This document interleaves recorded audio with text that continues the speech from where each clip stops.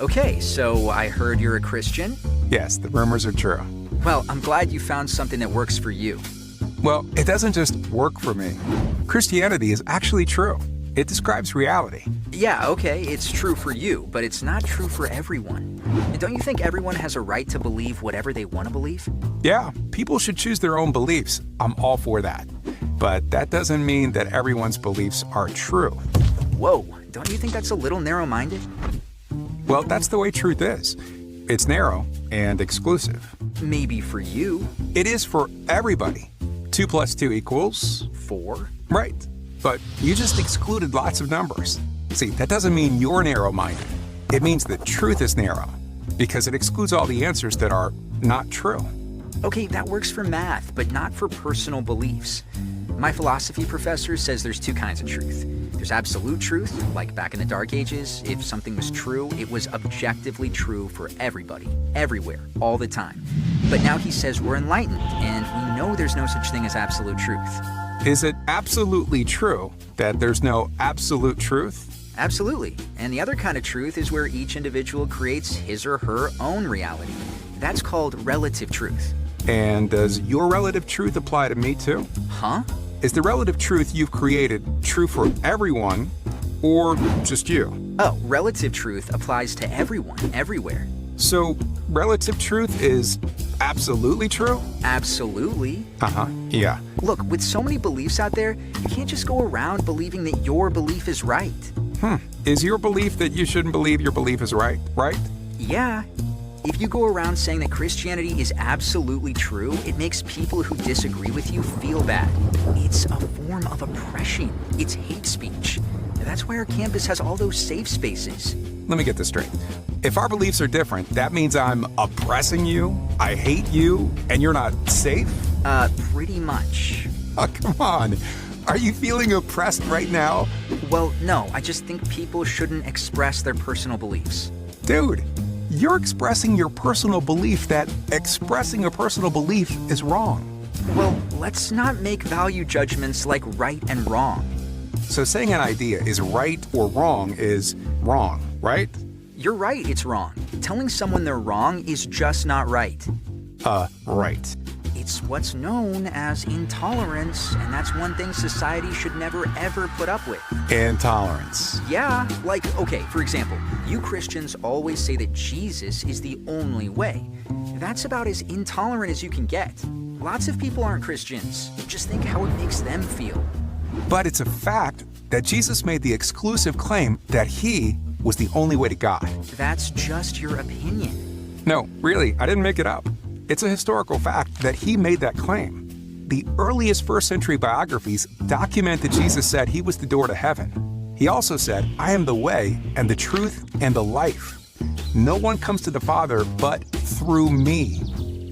Well then, if Jesus made that claim, then he was intolerant. Wait a sec. If your doctor tells you that one and only one particular medicine will cure your disease, do you tell her she's being narrow-minded and intolerant? No. This is the same thing. Jesus is saying that he's the one thing that all of us need. So you're saying I have to believe this? No, you can decide to believe whatever you want. That's your call.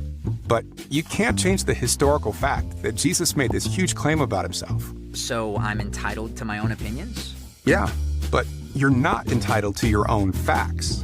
None of us are. Jesus made the claim, and it's either true or false.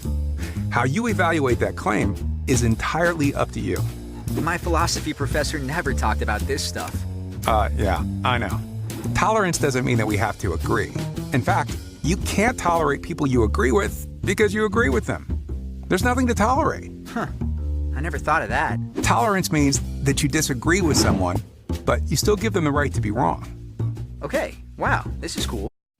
The Bible is reliable. Or is it?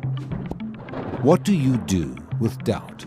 Good Christians do not have doubts. You're not a very spiritual person, are you? How dare you question God? You ask too many questions. You must not be saved. Is it wrong to doubt the Bible? Well, what is doubt? It's your mind trying to learn, adjusting its grip on truth. As you move through life, some of your ideas about reality become more firmly positioned in your mind, while others become less certain. These need to be examined from time to time. If they're reaffirmed, they're inserted back into your belief system. If not, they're thrown away and replaced with a new, updated understanding. This ongoing process of establishing or revising enables you to keep growing in your understanding of reality.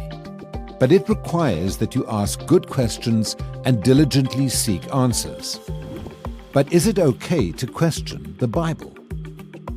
According to the Christian worldview, God has revealed himself through the Bible and through the natural world. Because God is a rational mind, the natural world is structured in a way that's accessible to rational minds. Thus, humans, created in his image, having rational minds, can approach the natural world rationally, asking good questions and searching for answers. In the same way also, the Bible, being an expression of God's mind, is structured in a way that makes it accessible to our minds. So, humans can approach the Bible rationally, asking good questions and searching for reasonable answers. But if we do question the Bible, will it hold up or not? Well, let's take an example. Does archaeological evidence support the Bible? It's a good question. It would be a real problem if none of the people or places in the Bible ever existed. The fact is, over the last 200 years, archaeologists have uncovered a vast amount of evidence confirming the existence of people mentioned in the Bible. They've also located all the major biblical cities and geographical features in the Bible.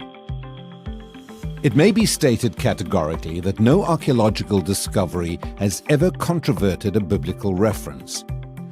Luke is a historian of the first rank. Not merely are his statements of fact trustworthy, this author should be placed along with the very greatest historians. There can be no doubt that archaeology has confirmed the substantial historicity of the Old Testament tradition. So there's our answer. Archaeological evidence supports the historical reliability of the Bible. By asking honest questions and looking for answers, we gain confidence in the Bible. The problem's not asking questions. The problem is not asking questions. Because if you don't have questions, you can't find answers. So raise your doubts, ask good questions, search for answers, and grow in your understanding and confidence in God's Word.